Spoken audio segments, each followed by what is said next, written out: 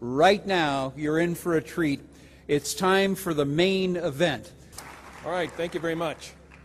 All right, well, our conference promoter, Mark Skousen, has been promoting tonight's event as the big fight, the big debate, and tonight's two opponents hardly need any introduction. In this corner, weighing in at a trim 144 pounds, Mr. Dinesh DSouza. Mr. DSouza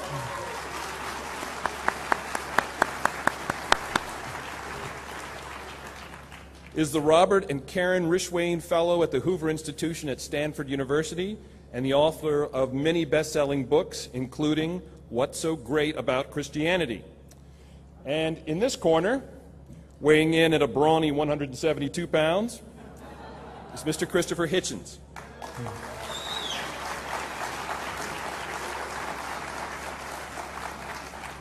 Mr. Hitchens is a contributing editor to Vanity Fair and the Atlantic Monthly, and is also the author of many best-selling books, including God Is Not Great, How Religion Poisons Everything. Now, here is the format for this evening's debate. I'm going to give each of them 10 minutes to make their introductory argument. War, terrorism, and geopolitical crisis. Is religion the solution or the problem? They will each have 5 minutes then to rebut their opponent. Afterwards, I will ask each of them one question and give them 6 minutes to respond, and their opponent 6 minutes to rebut. For the remaining 45 minutes, we will be taking questions from the audience. So you can line up at the, I'll give you the signal, you can line up at the microphone in a little bit. In each case, our conference organizer, Tammy Holland, is going to notify them when they have 1 minute remaining of their time. Any questions about the ground rules? No? Okay. Chip mentioned a couple of ground rules. Here they are. All right? The two of tonight's debaters, please. No headbutts, no ear pulling, no slapping, no biting, no gagging, no eye gouging, no spine locks, no neck cranks, no faking an injury, no escaping the ring, no hair pulling, no fish hooking, no distracting the referee, no groin strikes, no toe locks, no grabbing the throat, no attacks to the windpipe, no punches to the head, no hitting below the belt, and no unsportsmanlike conduct. So, in that case, why don't we begin with Mr. Hitchens.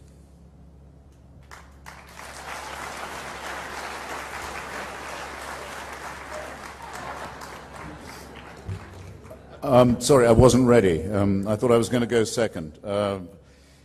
Listen, Dinesh and I have been around this block before, as probably some of you already know, and sometimes we discuss and debate whether or not there is a historical truth to religion. In other words, did any of this stuff ever happen? Was a Redeemer ever sent to us? If so, was his mother a virgin? If so, was she immaculately conceived?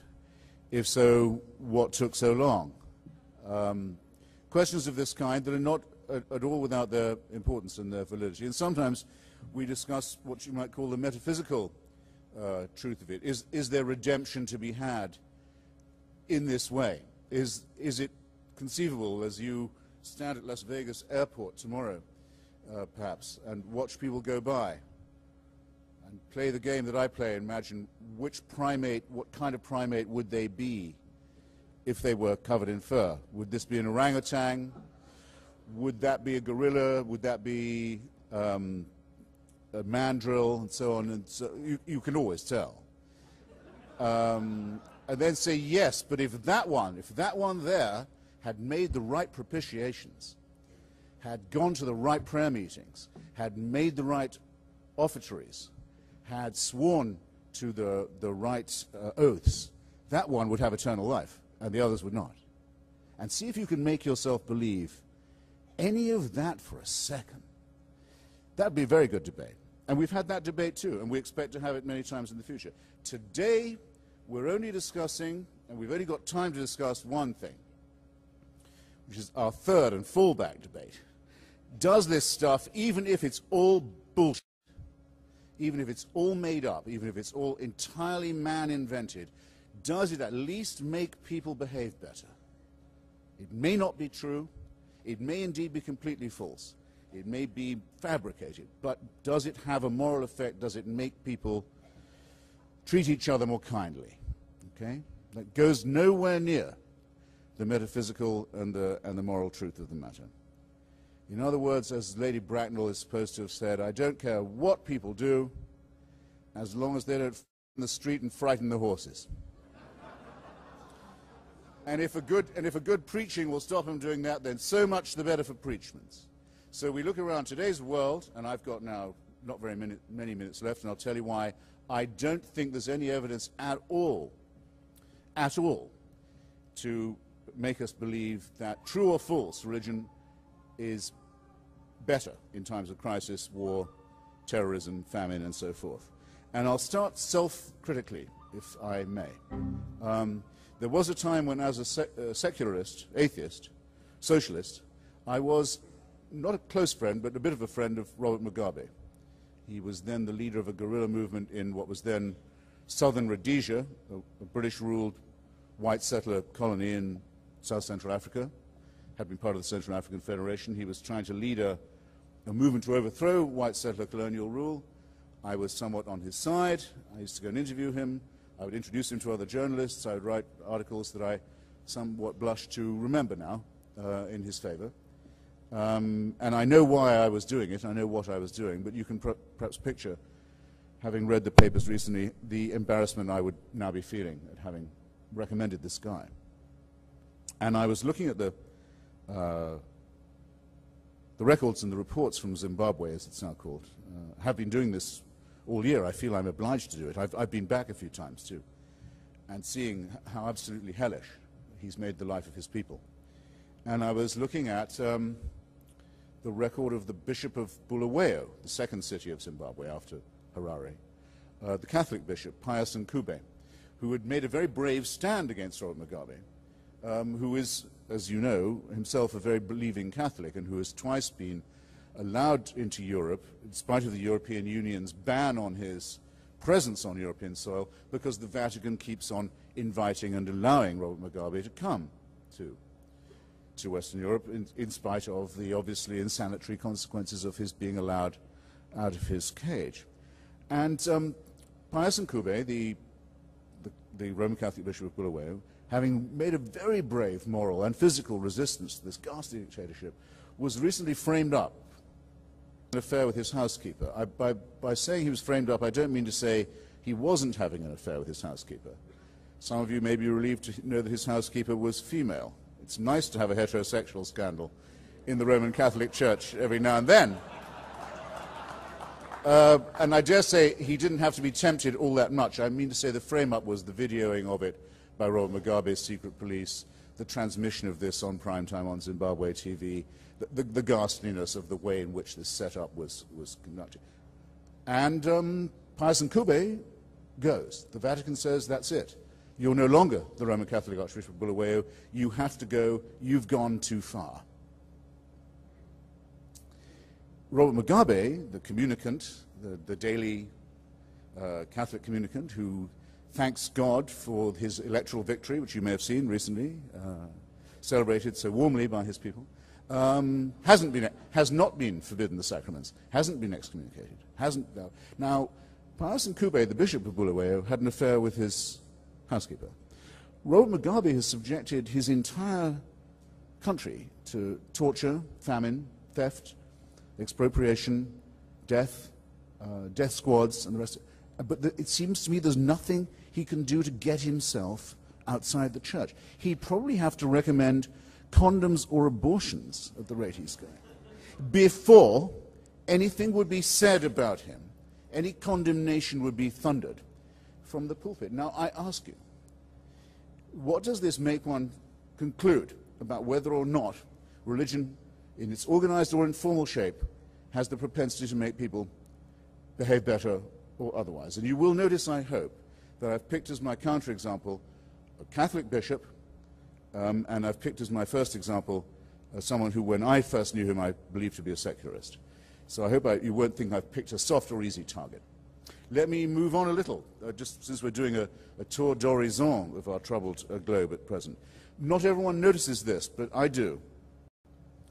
the recent recrudescence of something very sinister and very menacing, that is to say, despotism of the old form in Russia, one-party rule, KGB rules, KGB standards for the treatment of dissent, for the treatment of the press, for the treatment of opposition politicians, for the treatment of neighboring countries as far distant as Georgia and Chechnya and Latvia and Lithuania. The return, in other words, of what used to be called Great Russian chauvinism under Putin and Medvedev is accompanied by something that was always the accompaniment of Great Russian Tsarist tyranny and, by the way, Stalinist tyranny before. Over the shoulder of the dictator stands, every time you see it, the black cowled figure of the Russian Orthodox bishop, claiming, as they do now, and as they're freely granted by Putin and Medvedev, exclusive right to be the state church. No other Christian church is allowed even to recruit or proselytize in Russia, let alone a Jewish or Islamic force. Not allowed at all. When Medvedev takes his oath of office as president, he takes it with an archbishop holding an icon up for him to kiss. You may remember that in the very strong field of stupid remarks made by President Bush, probably the stupidest, this is a very competitive selection, was his meeting with Vladimir Putin, where he said, as soon as he saw that he was wearing his grandmother's crucifix, he could look into his eyes and know that he was a sincere and decent man. Doesn't anyone here feel a moan of shame that any American president could make such a statement and be so uncritically received for it?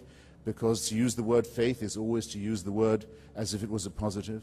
And see what we've helped to baptize in Russia now, another form of Tsarism, anti-Semitism, chauvinism, police dictatorship, with baptizing it, the Russian Orthodox Church. This is a decision with which we will feel a strong sense of dissent and regret and remorse for many years to come in my submission.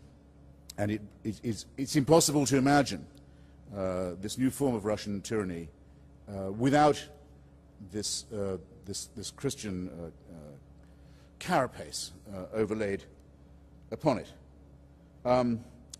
Need I add to an audience as well versed in current affairs as this one, that a nightmare that has been obsessing all thinking people for many decades now is about to be upon us. We've all worried and wondered when it would occur. When will it happen that a messianic regime or gang or group will manage to get hold of apocalyptic weaponry? When will the two curves intersect?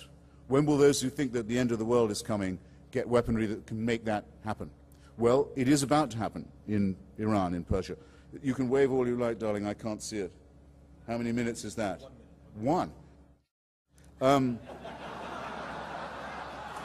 I've barely got my trousers off and she's already calling time. Well, let me not then adumbrate too much. It's going to happen. It has, in fact, almost certainly already occurred. The parties of God intend to confront us with the idea of how we'll feel when we have to live at their pleasure, when we in the United States and our friends and allies in Western and Eastern and Central Europe and Lebanon and the Sunni Arab Gulf and also will have to wonder all the time, what is the pleasure? What is the pleasure of the Iranian theocracy now that it has thermonuclear weapons and the means to deliver them? We will have to factor their desires into our arrangements. We will have to know what it's like to live at their pleasure. And I think if I phrase it like that, I won't need to unsheath from their quiver the rest of my examples. That is why I say in my book, and that's why I say in all my, that the origins of totalitarianism are theocratic, that the original totalitarian temptation, the original totalitarian proposition is that we can refer all our difficulties, all our wishes, all our desires, all our hopes, all our dreads and fears to an unalterable dictatorship, a celestial North Korea in the sky that supervises us from dawn till dusk, that subjects us to constant surveillance while we're asleep, before we are born, after we are dead, and that not until we can get rid of this diseased desire for dictatorship, this hatred of our own freedom, this wish for tyranny in our own heads, do we stand the smallest chance of emancipating ourselves, our children, our allies, our friends, our comrades, and our descendants from the horror, the hell of dictatorship and mass murder in the here and now. I rest my case. Thank you. It's for me always a much anticipated event to come back to Freedom Fest. I'm delighted to be sharing the podium with Christopher. As usual, his opening statement is very sneaky. Rather than make the argument in the form I anticipated, he kind of has launched the elliptical mode of attack. I'm going to come back to some of the things he spoke about. I want to address the atheist argument, you may say, in its more mainstream form. And in its more mainstream form, the kind that we see in books like God is Not Great, or The God Delusion, The End of Faith, and so on, has essentially been to say that if you look around the world, you see religion as the source of the problem. You got the Islamic crazies over there. You got the Christian nuts over here. What do these groups have in common? Well, they're fueling their fanaticism at the same holy gas station. In other words, religion is the problem. And it doesn't stop there. One of the atheist writers very cleverly described 9/11 as, quote, a faith-based initiative. And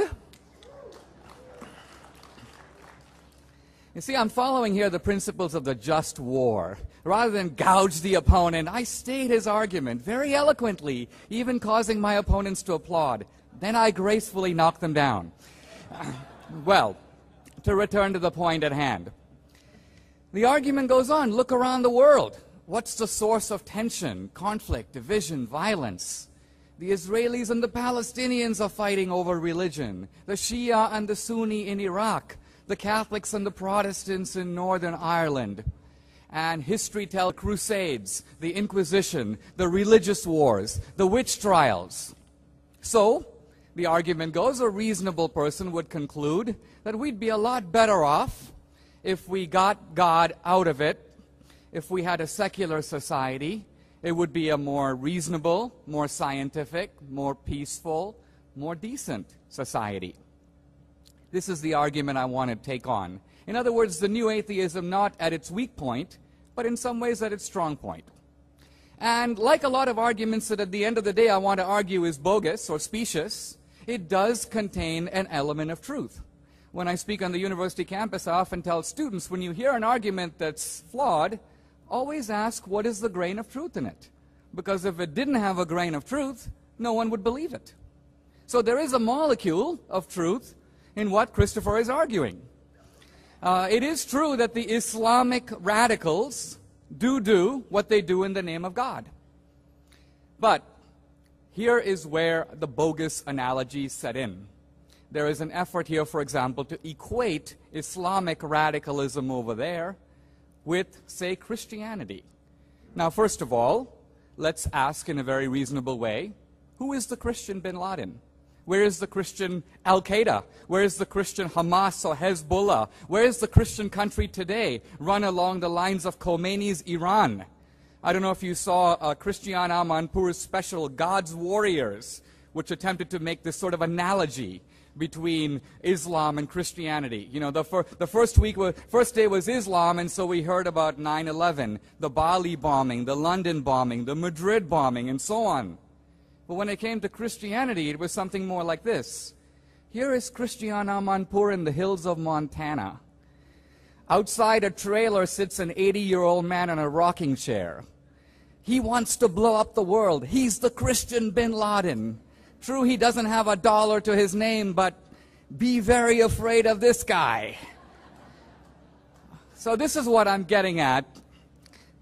The crimes of radical Islam could not be reasonably imputed to any other religion, not Hinduism, not Buddhism. But this false equation has enabled the new atheists to get quite a bit of mileage. Now I turn to the rest of the world and I ask this question: is it really true that these conflicts around the world are driven by religion? What are the Israelis and the Palestinians fighting about? Are they fighting about God? Are the Israelis saying, you know what, we think Moses was the greater prophet? The Palestinians go, no, we're Muslims, we think it was Muhammad, and they come to blows. Is that what those guys are fighting about? No. They are in fact fighting about land. And similarly, the Hindus and the Muslims are fighting over Kashmir. And similarly, in Northern Ireland, the Catholics and the Protestants are not fighting about the Eucharist or transubstantiation. They are fighting over which group of guys gets to rule that country. Self-determination is the issue. There's a story about a guy in Belfast. He's walking on the street. A man jumps behind him and puts a gun to his head and says, Catholic or Protestant? And the man says, actually, I'm an atheist. And the voice behind him says, Catholic atheist or Protestant atheist? And the point of the story is religion is not fundamentally what's at issue. Now, I don't want to look at history. I'll come back to that.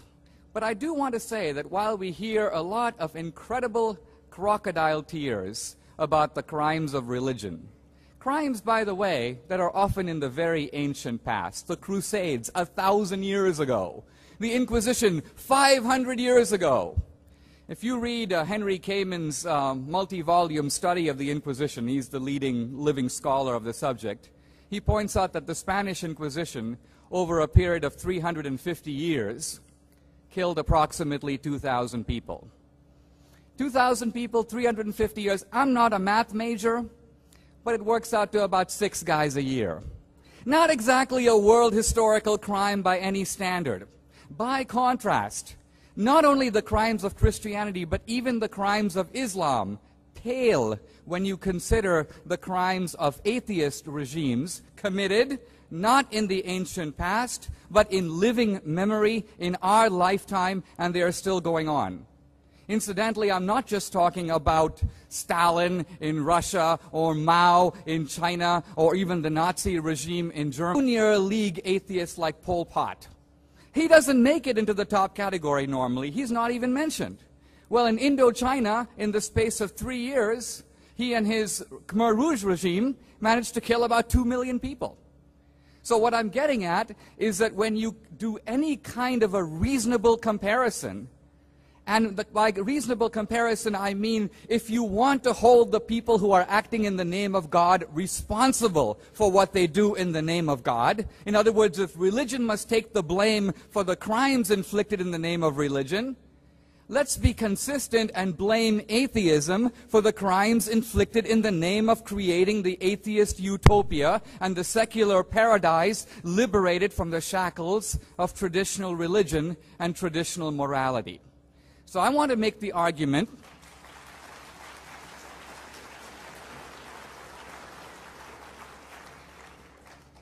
now Richard Dawkins in his book The God Delusion jumps in here with an important qualification. He says, but wait a minute. The Christians killed in the name of Christianity. You might have had tyrants who happened to be atheist, but they didn't kill in the name of atheism. Now, Dawkins, as you know, is an accomplished biologist, but here I think you see the problem when a biologist is permitted to leave the lab.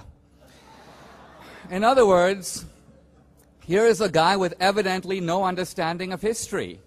I mean, if you look, for example, at communist regimes, it is not an accident, as the Marxists like to say. It was part of the deliberate design of the regime. The whole idea is that religion, well, Marx, in a complicated analysis, called it the opiate of the masses, but what he really meant is religion functions as a kind of drug. It blinds you from social injustice. The true liberated society would get rid of it. And so it is not, as I say, coincidental. Every Marxist regime has targeted the churches, persecuted the priests, killed the believers, and so on. The atheism isn't incidental. It is part of the conceptual scheme from the beginning. Finally, I want to make this point, and that is that we're fighting a war on terror. I have 1 minute, I see.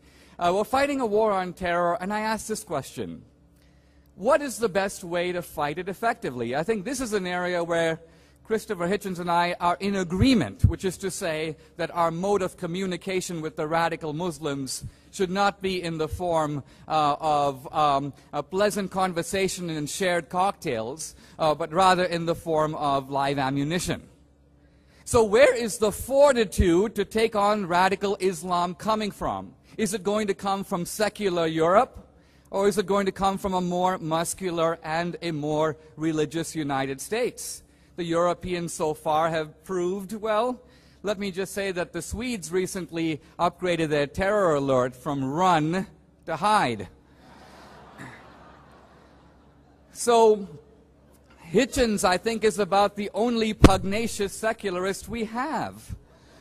So if we're looking for fighting the kind of theocratic menace that he sees on the horizon, I ask him, is it not a paradox, perhaps a tragic paradox, that at the end of the day, it's going to be the Christians who head to Iraq and the secular guys who come to Vegas?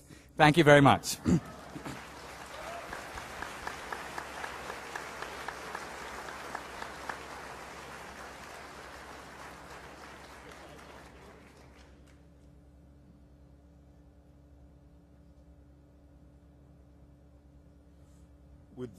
With your permission, I'll take Dinesh's points in, so to say, reverse order. The last one will be reverberating in your heads the loudest, I dare say. It was not I, the atheist, but Archbishop Rowan Williams, the head of the Anglican and Episcopalian Communion, who recently demanded that Britain adopt Sharia law, at least for its Muslim population, rather than face any more threats of terrorism or the inconveniencing of Islamic propagation and promulgation of extremist ideas. Now, I regard that as not an accidental concession on the part of a spiritual leader of the West. I regard it as first, very suggestive, and second, almost inevitable. There is something, to me at any rate, I'll simply have to state it, masochistic about Christianity. It wallows in guilt. It believes its adherents to be guilty from before they were born of original sin. If someone despises it, it looks for the reason why that contempt might be justified. And it proposes the hideous, the disgusting, the contemptible, the revolting, the dangerous, the suicidal idea, which everyone in this room must teach themselves to repudiate, that we should love our enemies. This is an obscene conceit. Dr. Rowan Williams, who does the most perfect impersonation of a Welsh sheep I have ever seen, can go love his own f***ing enemies. I don't want him loving mine. I don't want him telling me that I must learn to adore the misunderstood Al-Qaeda sympathizer. I don't want him saying in the name of his contemptible Nazarene ideology that I must give up my freedom, that the rule of law in the country of my birth is over, that there's a separate law for people of a separate religion, that we are not all governed by the same courts, not all by the same understanding, that anyone with a different faith can claim a different jurisdiction.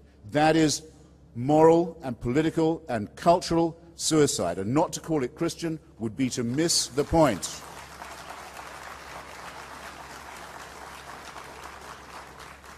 Now, there are those who say that Buddhism is not really a religion, and I know that Buddha is not considered by his fans to be exactly a god. He was born out of a slit in his mother's side, which makes me suspicious. You notice how most religions seem to think of the birth canal as a one-way street. Something they abhor about the female genitalia. It puts me on my guard. All right, let them not say it's a religion. It's faith-based to me. It stinks of that. Burma, the Burmese military dictatorship, is a Buddhist dictatorship. It stays in power by building itself bigger and bigger pagodas in its own name and asking its luckless inhabitants and subjects to identify it, the anonymous military camarilla, with the precepts of Buddhism, which include the terrible, immoral doctrines of fatalism, surrender, reincarnation, and the idea that those who suffer in this life are being punished for the sins of a previous one. Okay, some brave Buddhists also oppose this dictatorship, but on no basis that one can understand except a rivalry within a certain cult. I've been to North Korea, the most perfected, the most perfected totalitarian system, probably in the history of the world. I've actually been to all the axis of evil countries, but North Korea, as you may know, is run currently by someone who's only known as Mr. Chairman, Kim Jong-il. He can't be called Mr. President because his father, Kim Il-sung, is still the president of North Korea. He's been dead for 10 years, which makes North Korea into what I call a necrocracy, or a thanatocracy, or a mausolocracy, but he's still the president.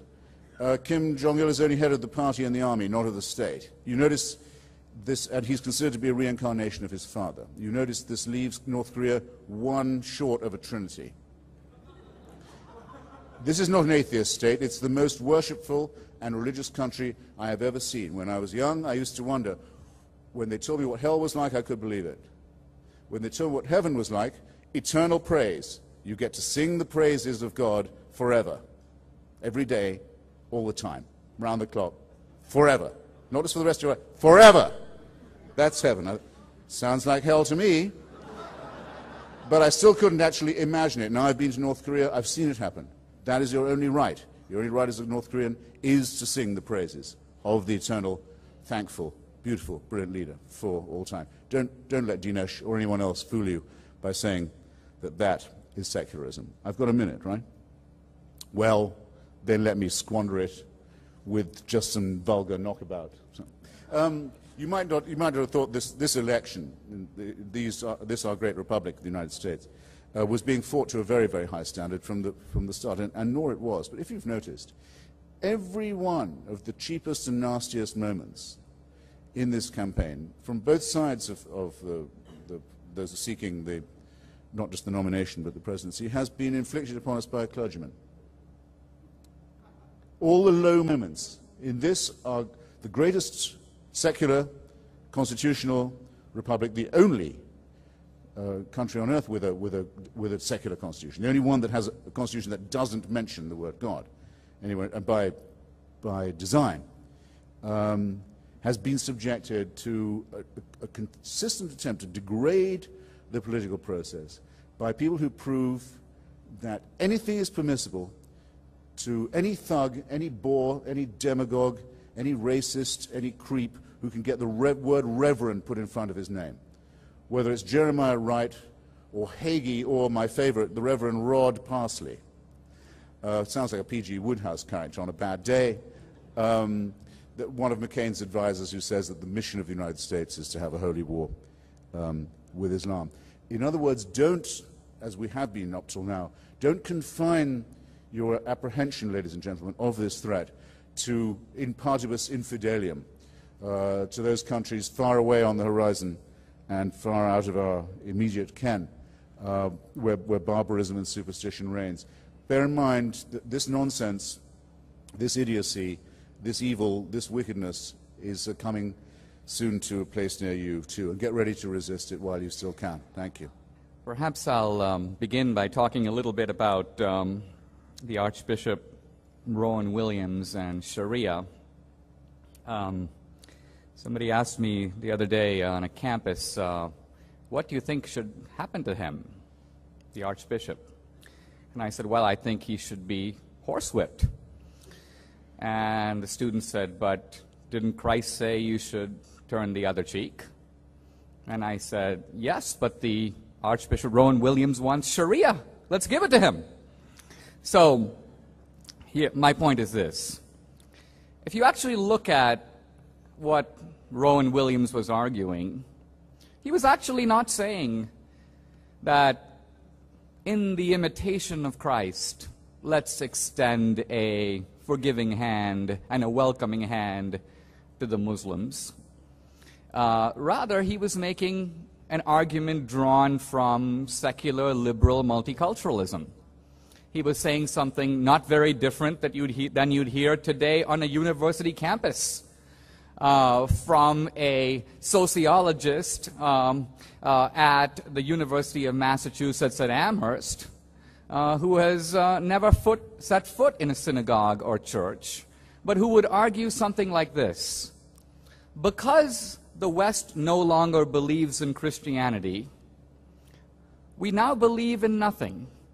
In other words, you'll often hear people say, what we have in common is our diversity, which is another way of saying that as Americans we have nothing in common. What we have in common is what distinguishes us.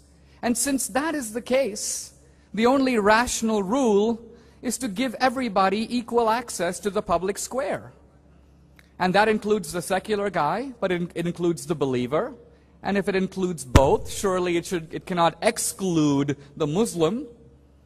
And so what I'm getting at here is it is precisely not a religious argument, but the collapse of the religious foundation of Western civilization that has opened the door to a certain kind of, you may say, namby-pamby version of tolerance. The Christians, by the way, have a version of tolerance. It's a little bit of a stricter version. In fact, think about the word tolerance. Tolerance contains the seeds of disagreement, if not contempt. If I say I tolerate you, it means you stink. You suck. I detest your principles. That's why I have to put up with you. If I agreed with your principles, there would never be a question of tolerance.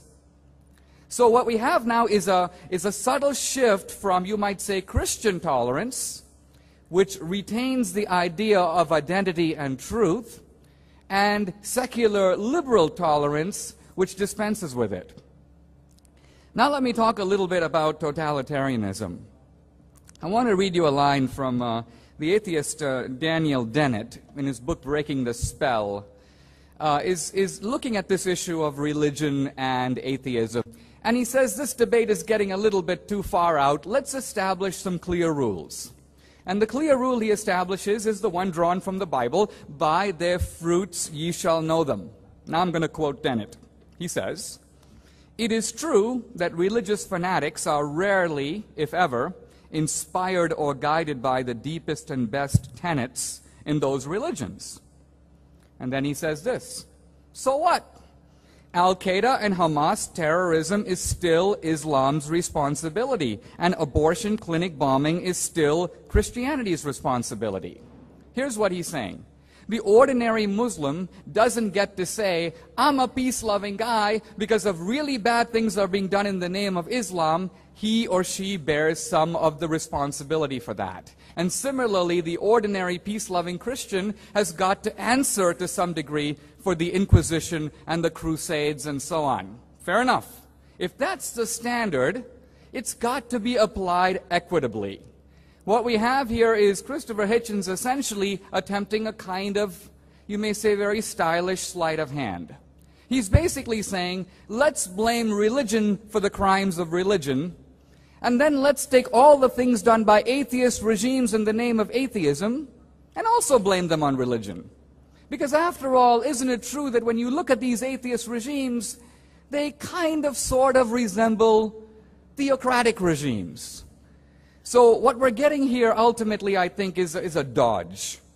If we're going to hold, if the ordinary Christian is responsible for what the Christians did, then the peace-loving atheist doesn't get to wriggle out from under the things that have been done in the name of creating the secular utopia. The 20th century was really an attempt to create secular utopia. It's failed miserably. So the one great experiment of secularism, of creating the religion-free society, has been terrible. Now you might say, well, what about the West? What about Europe? Remember that Europe and America, even in our secular moments, are still affirming principles that are part of our Judeo-Christian legacy. This is a point to which I will soon return. Thank you very much.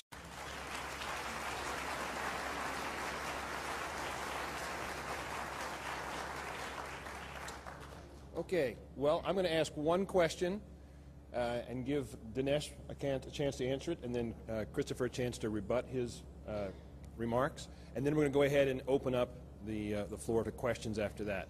Now, this is a libertarian conference, and libertarians often argue from first principles. And so my question for Dinesh is, in your book, you claim that there is historical evidence to believe that Jesus of Nazareth lived a couple of millennia ago, that he actually performed the acts that are described in the gospel, and that even though historians would say that evidence for the life of Jesus and what he did outside of the gospel is scant. So does this evidence truly exist, and if it does, where are we to find it?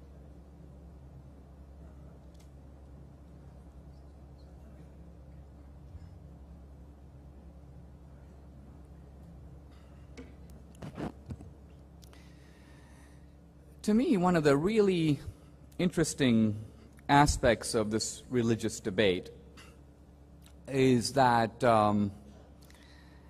in looking at the claims of religion, Christianity in this case, we often apply a standard that we don't apply to anyone else. So, for example, in God is Not Great, Hitchens, Christopher Hitchens says, we don't even know if Christ even existed. He could have been a myth. And your question returns to that point. Now let me answer that question in a little different way. How do we know that Socrates existed? You can't go into a philosophy classroom in America or perhaps in the world and find a serious philosopher who doubts the existence of Socrates. And yet the truth of it is, the sources for Socrates are only two, Plato and Xenophon. And both are admiring worshippers of Socrates. Both are disciples, if you will, of Socrates, and they give contradictory pictures of him. Nevertheless, it is the unanimous conclusion of the philosophy departments of America that Socrates was a real guy. He really did walk the streets of Athens. Now, how do we know that Alexander the Great existed?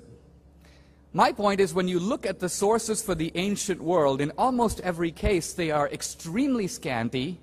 The sources are very often dated to hundreds of years after the events that were described, and yet the historical assumption is we believe it to be true unless we have strong evidence to the contrary. If someone is digging up ancient archaeological remains in Egypt, you find the tomb of Tutankhamun with some writing on it, you believe that this is authentic unless you have reason to believe that somebody forged it.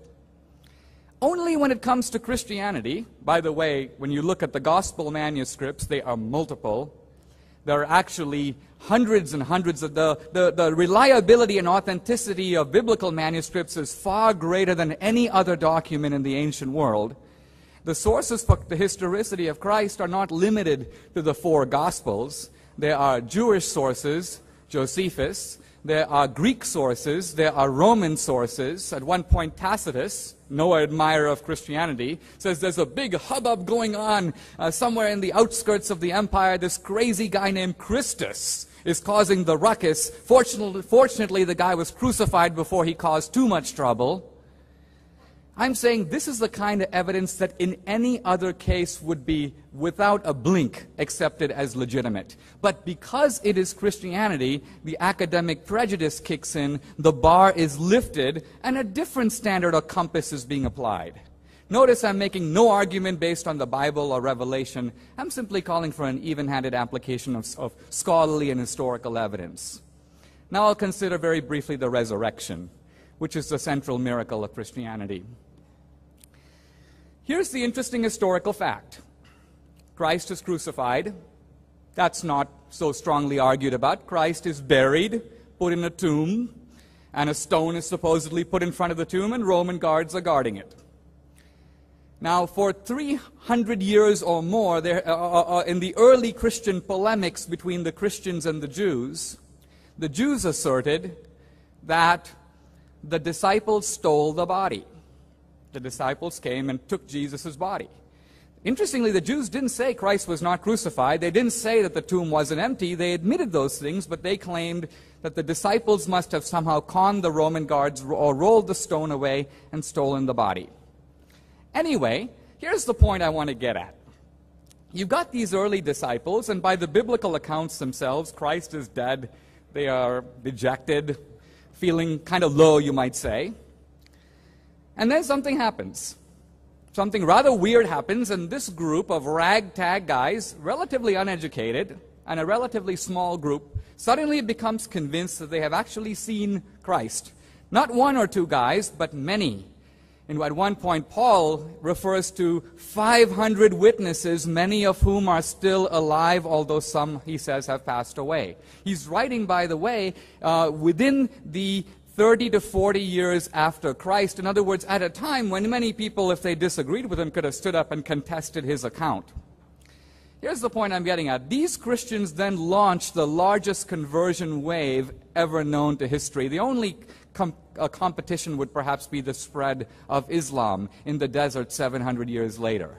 But nevertheless, the Christians go from about 50 at the time of Christ's death to really a majority in the Roman Empire. The majority of Roman citizens were Christian before Constantine converted in the 4th century.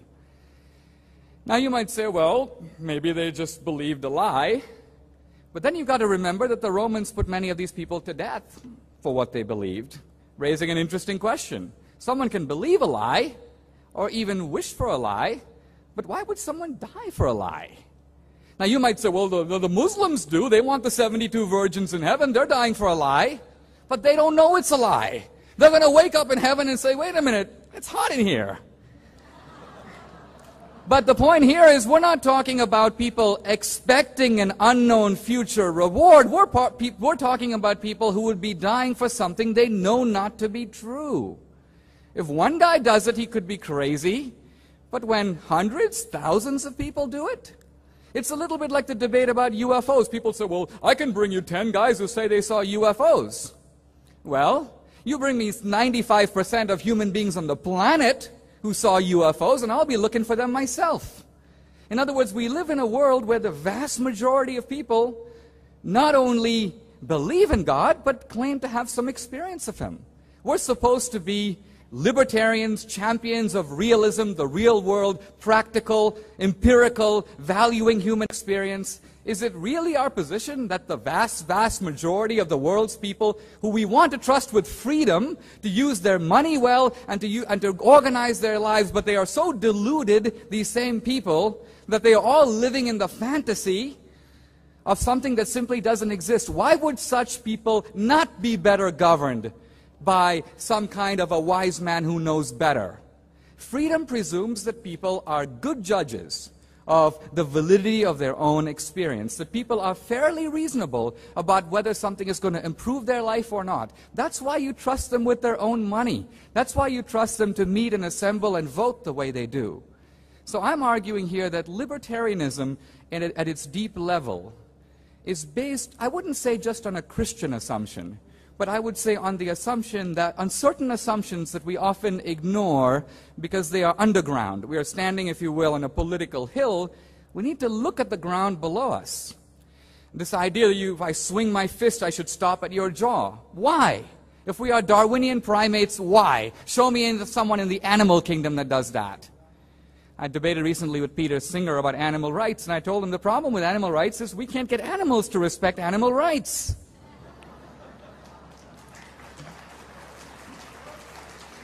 I'm out of time. Thank you very much.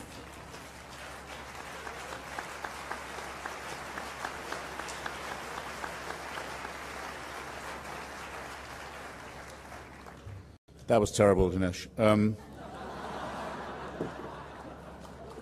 Just before we stop on the virgin thing, if these poor fools had read the Talmud instead of the Quran, they'd know that they get 72 mothers-in-law as well. Look, Dinesh is correct in saying that in my book I say that there's no reason at all to believe that the so-called Jesus of Nazareth ever existed. But here's what I say about Socrates.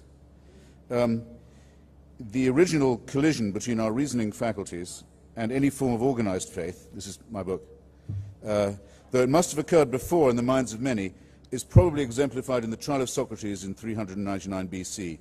It does not matter at all to me that we have no absolute certainty that Socrates even existed.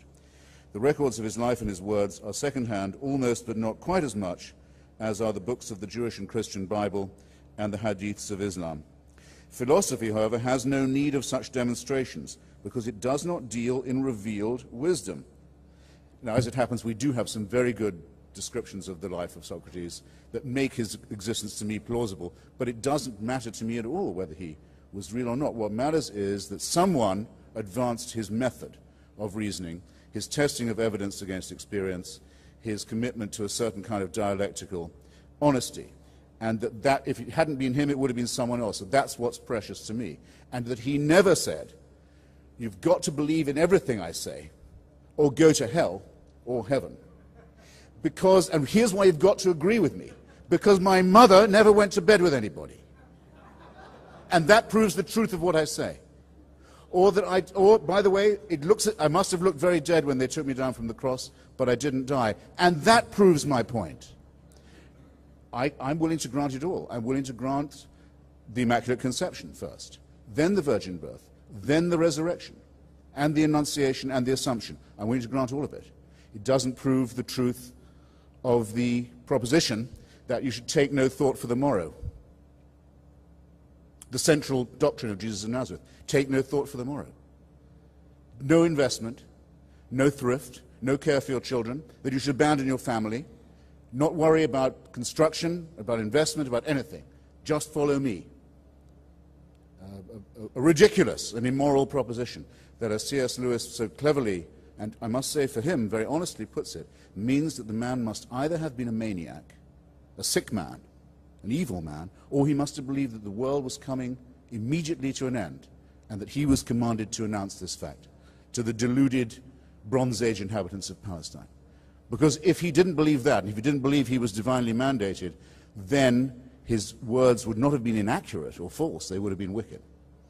That's what you have to be talking about. Now, there is, on the historicity point, there are only two reasons, I think, to suppose that there may have been the figure of some kind of deluded rabbi present at that time. The first is the fakery of the story. The fakery itself proves something. The prophecy says this man must be born in the house of David, of David's line in David's town. It means he must be born in Bethlehem. Jesus of Nazareth is well known to have been born in Nazareth. In order to get him to Bethlehem, a huge fabrication has to be undertaken. A census is proposed by Caesar Augustus. No such census ever took place. The people of the region were not required to go back to their hometown to be registered. That's never happened. Quirinius was not governor of Syria in that year, as the Gospels say. None of the story of the Nativity is true in any detail, and not one of the Gospels agrees with each other on this fabrication. But the fabrication itself suggests something. If they were simply going to make up the whole thing, and there'd never been any such person, then why not just have him born in Bethlehem right there and leave out the Nazarene business? So the very falsity of it, the very fanatical attempt to make it come right, suggests that, yes, there may have been a charismatic, deluded individual wandering around at that time. But which is most impressive to you? The fantastic fabrications, the unbelievably inane and inarticulate preachments, or the inconsistencies in the story? You could mention another thing about the resurrection. Most of the witnesses to this are women, illiterate, stupid, deluded, hysterical females, of the kind who in a Jewish court at that time would have had about as much chance of being listened to as they would in an Islamic court today.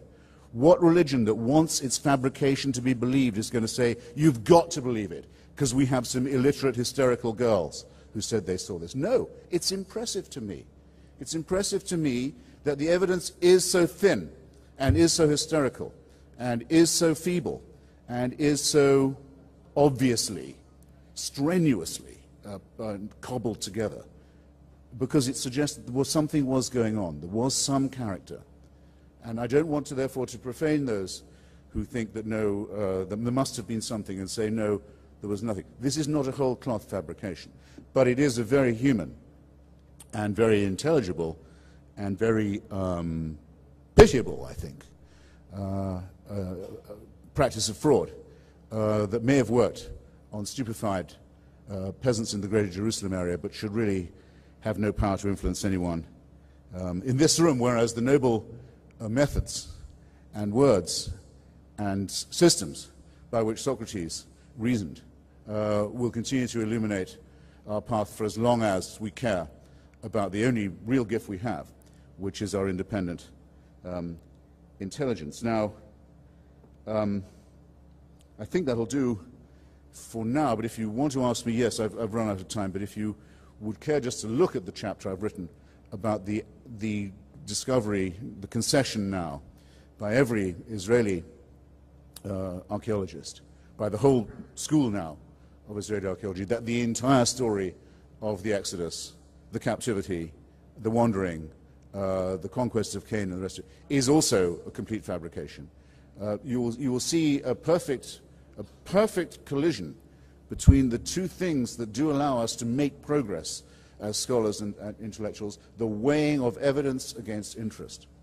And that the great school of Jewish archaeology, given every motive to find the contrary, giving every motive and every chance in the Sinai and in the region to dig up and find what David Ben-Gurion, at the founding of the state, called the title deeds of Zionism, to come back empty-handed and say we admit it, this story has no basis of any kind whatever, is I submit to you, something far more noble, far more worthwhile, far more honest, far more courageous, far more moral, and far more Socratic than any of the nonsense that Dinesh just tried to pass off on you. Thanks.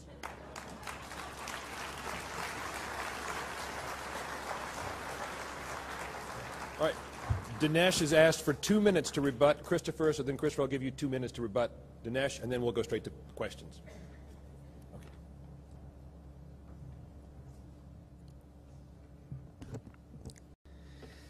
Well, you notice when we were talking about Socrates, the question I was discussing was historicity. Do we know if there was, in fact, a Socrates? Christopher shifted ground, and he said, look, I don't care if there was or not. I'm concerned about his ideas. He shifted, you may say, from historical evidence to the value of his philosophy. But we weren't discussing the value of Socrates' philosophy. It would be a bit like if we were debating here, and I think you might have had a debate earlier, did Shakespeare write those plays? An historical question. You can say, well, we can enjoy Cymbeline without whether he did or not. That's a separate question. Either he wrote them or he didn't, and that's what history is aimed at investigating. Now, the Bible. Look, I want to argue here that when you look at this stuff, and I know earlier you debated Islam and so on, and it's very common in this situation to have people, usually secular guys, do something that is rather surprising of them, which is they behave exactly like, you might say, the most ignorant fundamentalist. And by that I mean they read the Bible in the most narrow, literal way they can. Now you might say, well, there are some Christians who do that. Yeah, but most of them are uneducated. The atheists who do it are well-educated and should know better. And so, for example, in looking at a passage in Scripture, or even in the Quran, the intelligent question isn't to ask, well, if I read it out loud and read nothing else, what will it say to me 2,000 years later? But rather, how have all the people who have followed with great seriousness this teaching for centuries understood and acted upon that passage? So, for example, I know it's fashionable even among conservatives. The Quran says, slay the infidels. Yeah, but we've had Islam for 1,300 years. We've had numerous Islamic empires, the Umayyad dynasty, the Abbasid dynasty, the Ottomans in Turkey, the Mughal Empire in India, ruling over tens of millions of Hindus and Jews and Christians. Why aren't those people all dead? Because the Muslims didn't interpret that passage that way. No Muslim empire has wantonly killed all the infidels under its control. Why not? Couldn't they read the Quran? They did, but they read it a different way. Now, Jesus, I just want to make one point because this is really not the subject of our debate. But C.S. Lewis, I believe, once noted that there are just a couple of people in history that when you read about them, if they walked into the room right now, we would all instantly recognize them. He said one such person is Samuel Johnson, that Boswell's account is so vivid that if Samuel Johnson walked in right here, we'd know right away it's Johnson. And I would submit that's also true of Jesus. Jesus is actually not only more real, but in some ways his sayings are more memorable, more powerful than any single character in Shakespeare. Can you name a single character in Shakespeare who utters as powerfully aphoristic, memorable, and influencing statements as Christ? You can't. So here's the point. Either Christ was made up by a bunch of illiterates who apparently were unknown Shakespeares of their own time, creating a character more memorable than Hamlet, or, as Albert Einstein himself said, he said, this man of the gospel so pulsates with life that nobody who really encounters him in an open-minded, unprejudiced way will deny that there was such a man walking around. Now, you may not believe him, but it's not that difficult to believe that he existed. Okay, so it goes on getting worse. First, Dinesh says, people like me who will say that Jesus didn't maybe exist will never concede that, say, Socrates didn't. I produce my own book. I say that this is the first concession I make, but it doesn't matter because we don't say of Socrates that he had miraculous powers, that if you don't believe in what he said, you'll go to hell or heaven and so forth. There's no shift here, Dinesh, at all on my part of any kind. As to the historicity of it, or the reality of it, let's take something that for some reason Christians think is important, which I conceded. I said it could have been true, but it wouldn't make any difference to me, the virgin birth. According to the Bible, the birth of Jesus Christ was in this wise. I quote, when his mother Mary was espoused to Joseph, before they came together, she was found with child of the Holy Ghost. I add in my book, and I'll quote, yes. And the Greek demigod Perseus was born when the god Jupiter visited the virgin Danae as a shower of gold and got her with child. The god Buddha was born through an opening in his mother's flank. Catlicus, the serpent-skirted, caught a little ball of feathers from the sky and hid it in her bosom.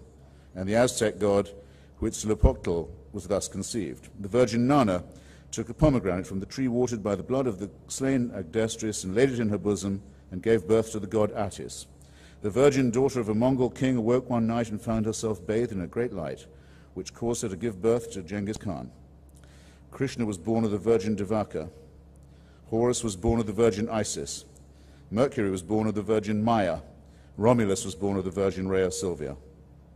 Even the Quran agrees that the Virgin Mary was born by an immaculate conception. By the way, the Quran says that Jesus was not crucified at all. The Jews crucified someone else in his place, and he never died. There's no end to the way in which this kind of thing can be fabricated, but those who say that you can just tell by the potency and pungency of the story, by the memorability of it, that there must be something true about it, are simply inviting you to rely not on your thinking faculties or your intellectual capacity at all, but on straight-out credulity and on the repeated manufacture of things that appear to be part of the hard and soft wiring of legend in our mammalian primate history. Apparently, if you want to have a prophet, it's better if his mother is a virgin. You want to fabricate another one, that's what will happen. Actually, Joseph Smith, as far as I know, never made that claim. But I think Mrs. Smith was well enough known to the local newspaper reporters of the greater New York area, in which you can read up the whole history of that family, to make it rather unlikely that that thing could be sold. Now, here's what Lewis actually does say, and why because I'm not going to, I take so few occasions to praise C.S. Lewis, and let alone to defend him against Dinesh, that I'm going to insist on doing it properly. Here is what Lewis says. The alternative he gives you is not that of authenticity or otherwise, a Johnsonian, a Boswellian test at all. He says, if Jesus claims to be able to take your sins on himself, remember what we're talking about here, the to me revolting idea of human sacrifice, of vicarious redemption, of scapegoating, the idea that you can throw your sin on someone else and make him die and take your sin with him. The repulsive, immoral idea of vicarious redemption. I can pay your debt, brother, sister. I can. I will if I can. I could serve your sentence in prison if I was brave enough, or if it was allowed to me. Maybe. But I cannot take your responsibility from you, because it would be immoral to do so. You have no right to ask it of me. You can't shed that responsibility. The whole basis of morality requires that you face it and take it upon yourself. Nonetheless, Christianity offers the repulsive idea of vicarious redemption, and Lewis faces it, and this is what he says. He says, now, unless the speaker who offers that is God, this is really so preposterous as to be comic. We can all understand how a man forgives offenses against himself. You tread on my toes, I forgive you. You steal my money, I forgive you. But what should we make of a man, himself unrobbed and untrodden upon, who announced that he forgave you for treading on other men's toes and stealing other men's money? Asinine fatuity is the kindest description we should give of his conduct. This is Lewis. Yet this is what Jesus did. He told people their sins were forgiven and never waited to consult the other people whom their sins had injured. He unhesitatingly behaved as if he was the party chiefly concerned, the person chiefly offended in all offenses. This makes sense only if he really was the God whose laws are broken and whose love is wounded in every sin. In the mouth of any speaker who is not God, these words would imply what I can only regard as a silliness and conceit, unrivaled by any other character in history. To people like Thomas Jefferson, a hero of mine, who said that Jesus wasn't divine but he was a great moral teacher, Lewis quite properly spoke with scorn and said, that's the one thing we must not say. A man who was merely a man and said the sorts of things Jesus said would not be a great moral teacher. He would either be a lunatic or else he would be the devil of hell. You must make your choice. Either this man was and is the Son of God, or else a madman and something worse. And Lewis, who's argued so well up till then, can't complete a syllogism. Poor guy, he never quite could do that. He said, since I don't think he was the devil of hell, I have to conclude he was the Son of God. Well, you don't have to follow the paltry logic of that to see that at least Lewis is not making it easy on himself. And that to prove that this deluded individual did actually exist, if it could be proven, which it cannot, would leave you as a Christian with all your work still ahead of you. And you still have to face my objection, brilliantly phrased by Lewis, that the teachings of Christianity, from vicarious redemption to the love of enemies, no thought for the morrow need be taken, that no thrift or care or family or society or solidarity is necessary, that these are immoral teachings that have done and continue to inflict untold moral and physical harm on our species. And until we outgrow this nonsense, we have no chance of emancipating ourselves.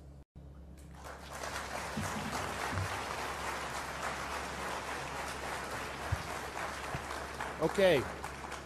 We're running out of time. We'll start the questions. Go right ahead. Thanks, Mr. Moderator. My name is Patrick Boylan, and I'm an Irish Catholic Jew, if there ever is such a thing, who was born in a Muslim country, and I've listened to both Mr. DSouza and Mr. Hitchens. I agree quite a bit with Mr. Hitchens. Mr. DSouza, my question is to you. By the way, moderator, am I allowed to go for the throat? Because that's my favorite move here. No? Okay. Anyway, Mr. DSouza, I know you were born in India, and you're Goan and everything else, and you've lived in a Hindu country. It surprises me that you don't know that the Muslims killed over 70 million Hindus in India when Muhammad bin Qasim came, in the 7th century, 7010 actually it was, 710 actually. They killed over 70 million Hindus. It surprises me when you talk about Judeo-Christianity and you talk about the Inquisitions and you don't mention a single thing about the razzias that the Islamic people took out against the Christians and Jews and murdered them left, right, and center. You don't talk about that. They did it not in the name of Islam, but because it is taught to them to do it in Islam. And I know you're going to say, well, you take it out of context, it's cherry picking, it's blah, blah, blah. The biggest threat we have right now, and I'll come back to terrorism, which is my forte, the biggest threat we have right now is religion, sir, and it is the Islamic religion. Osama bin Laden has said he has permission to kill from 5 to 10 million people. Okay. He has got the fatwa. Okay. One sec, let me just finish this. In the Quran, 47:4, when you meet the unbelievers, strike at their necks, take captives, and bind them firmly. We don't have time. We don't have time to go on. Dinesh, do you want to just take a quick stab at that? Yeah, the question is, why do you think that religion is not the cause of all these problems?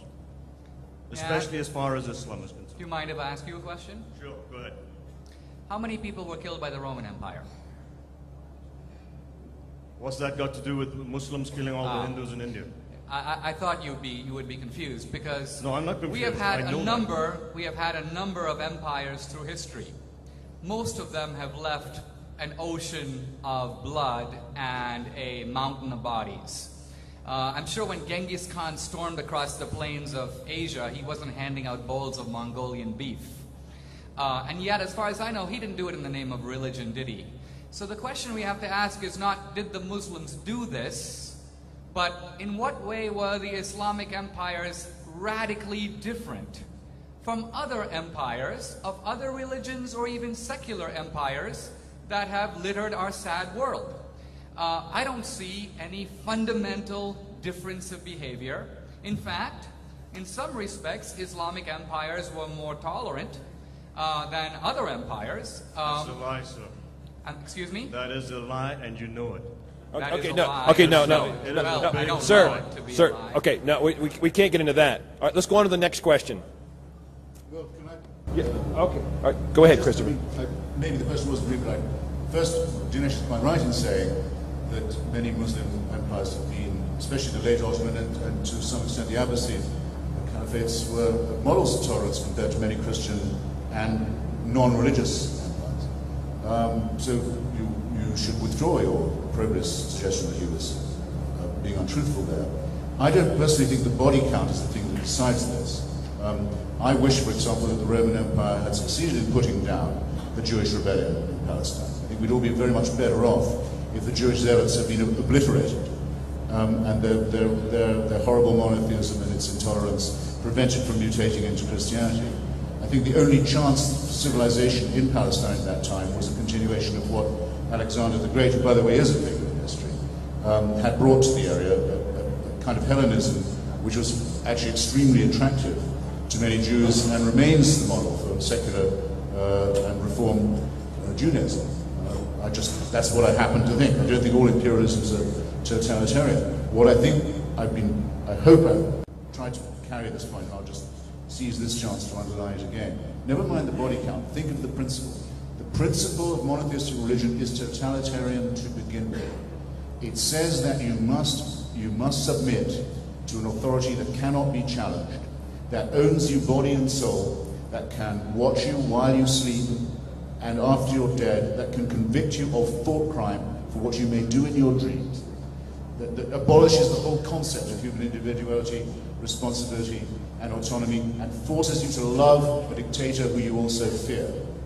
That is what is wicked. And it would be perfectly all right to kill in the name of resisting that. So the body count that it naturally inflicts by imposing itself is a second-order consideration. Well, let's just look at Christianity for just a moment, because the central principle of Christianity, and Judaism too, if you go back to the first book of Genesis, is that God made man free to choose. Very often when I debate this issue, people say, well, why would a just God allow the Holocaust? How come all these evils exist in the world? And the short answer is because God made man free, including free to reject him. So, far from there being a totalitarian principle, which, by the way, if God exists, he could have imposed. Christianity is based on the idea that you have the freedom even to say no to God. And a lot of moral evil in the world can be explained in that way, that God could intervene and usurp that freedom, in which case there would be perhaps an obliteration of all human-inflicted evil, but then we would be robots. So the very fact that here we are free individuals walking about, free to accept a church or not, free to believe or not, these things came out of Christianity. So it's not right to say, to take secular despotisms of the 20th century, which arose out of a rebellion against religion, and anachronistically superimpose them backward through history, as if they were the creation of religion itself. This is the huge historical sleight of hand to which I'm afraid we are being subjected. You see how totalitarianism, you see how the habits of totalitarian thought will rot a brain even as fine as that of my friend Dinesh. He says to you, be grateful to Big Brother, be grateful to Big Brother. He's allowed you the right to dissent. Who in this room does not feel insulted by something as fatuous as that.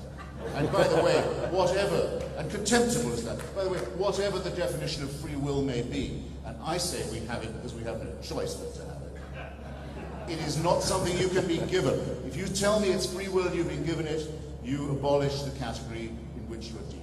Surely that must be plain. And no, you do not have the right to say that there is no God, and that his prophet and his son are not valid, and their teachings are not to be listened to. You only have that right if you're willing to risk your immortal soul and an infinity of torment.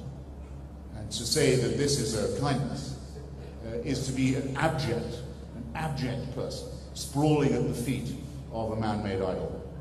Don't do it. Get up on your feet, raise yourself to your full height, throw off this shackle. It's a mind-forged manacle. Okay. If the laws of physics are completely deterministic, in other words, if we live in a universe that's purely physical and driven by physical laws, it's very difficult to see where free will comes from. If we are evolved primates and in a certain profound way indistinguishable or on a natural continuum from other creatures that are the product of instinct and natural forces, not having the will to say, this is not right, or I shouldn't have done that. You can never say of a stone, you shouldn't have rolled down the hill. You can never say to a cheetah, you shouldn't have run after that rabbit. So we human beings, there's a certain little bit of an ontological leap here. We're assuming within ourselves a capacity possessed by no other object in the universe. What is the source of this? That's worth at least a moment's reflection. Okay, next question, please. Actually, it was Milton Friedman, not God, who made us free to choose. Mr. DeSouza, in a recent essay, you held what you call Darwinism responsible for such evils as the eugenics movement of the 20th century, genocide, and so forth. Could you articulate for us your position on evolution, on intelligent design's so-called theory? And do you believe that wide embrace of the fact of evolution necessarily leads to the moral decay of society?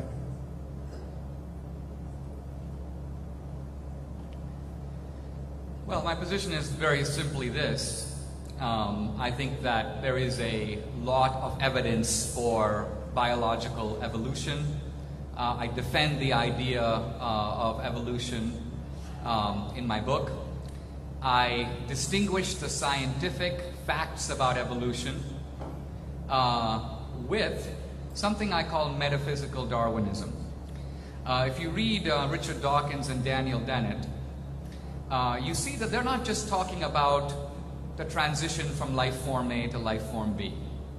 Evolution, I think, is true as far as it goes, but it doesn't go nearly as far as these guys claim.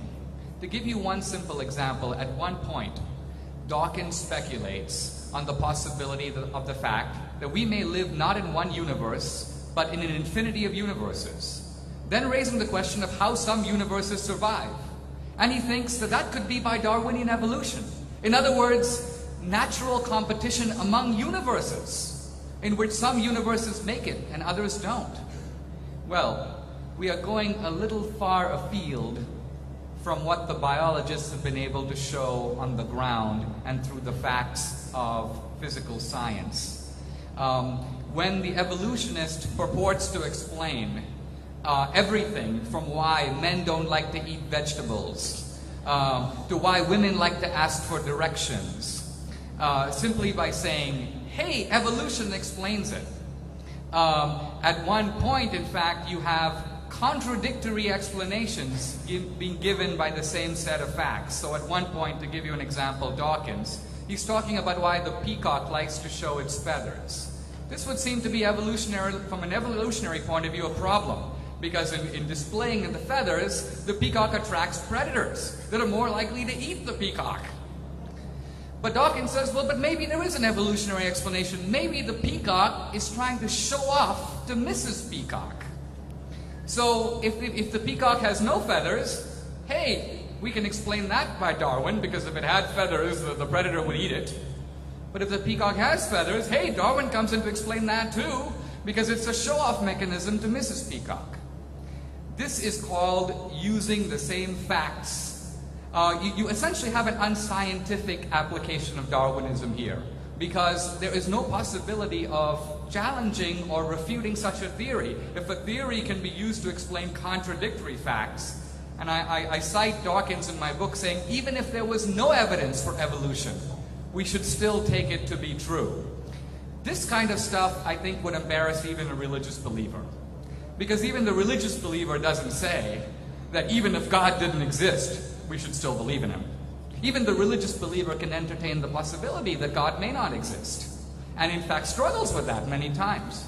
So, I distinguish evolution, the scientific theory, which I believe in, from metaphysical Darwinism, which I see as an ideological masquerade for atheism. It is an effort to try to put an atheist spin on evolutionary theory and to claim for evolution far more than it actually explains.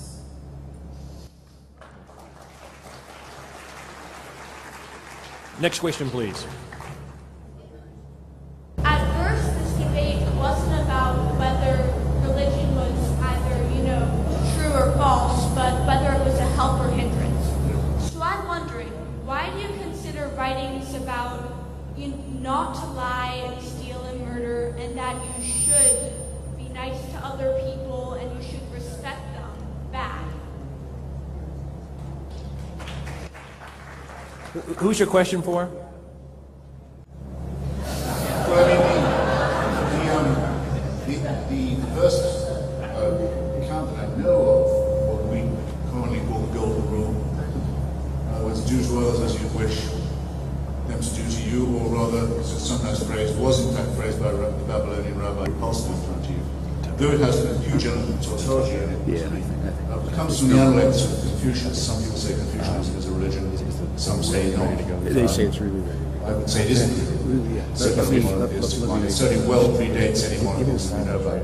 What we don't have is any evidence of any human society where theft, perjury, murder, incest, and so forth were condoned.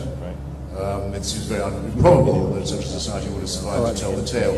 And indeed, with certain prohibitions that most people don't need to have reinforced, such as cannibalism and incest, as a matter of fact, evolution by natural selection, that powerful, if, I agree with Dinesh, somewhat overrated force, will make sure that the tribe dies out in any case. So there's no chance of that transgression going unpunished, whether you believe in the supernatural or otherwise. What I object to in the insinuation of your remark is that we wouldn't know these things. You and I, we don't know each other, but that you and I couldn't be relied upon to tell a wrong action from a right one, or a moral action from an immoral one, without supernatural permission.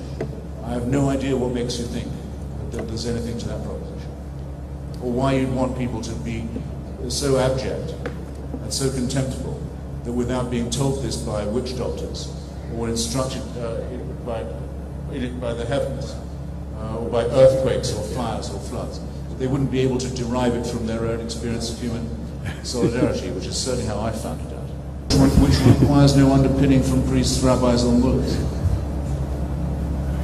You look like someone who must get in the last word. Well,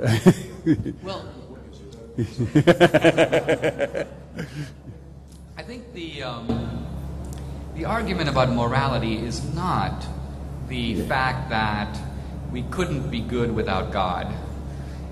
But think about it this way.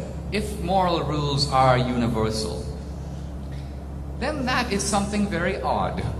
Because if we are evolved primates, driven by an impulse to survive and reproduce, it is conceivable that one group or another might have, through some set of accidents, come up with a set of rules that cut in the other direction. Think about the essence of morality. It is to militate against self-interest. If morality were congruent with self-interest, we wouldn't need it. Nobody needs to tell you to go out and make money.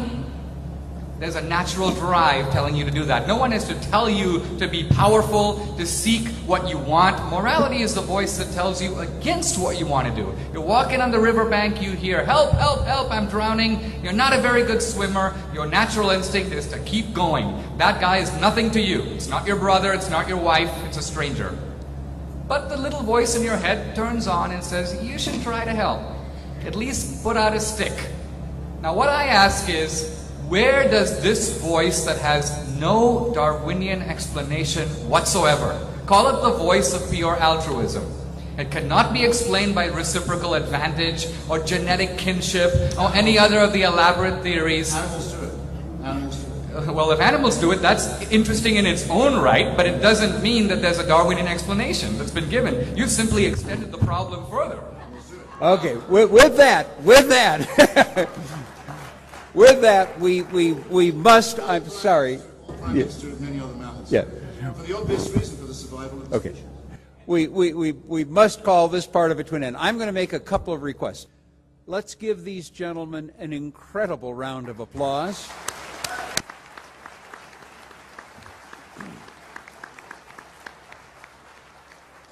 Oh, okay, they are supposed to vote. I'm told you're supposed to vote on who won the debate. This, I think there was some deal about the winner gets all of the honoraria or something like that. I'm not real sure. But okay, very quickly, if you have your blue paddles, great. If you only have your hands up, who thinks Christopher Hitchens won the debate? Okay, all right, hands down. Let's get an objective opinion here, Alec. I'm going to need your help on this. Dinesh DSouza won the debate. Well, yelling doesn't count. Yelling doesn't help, but I think by a slight margin we will give it to Dinesh. But it doesn't matter. How did people start out? Yeah, we don't know that. Okay. That's what matters. Okay.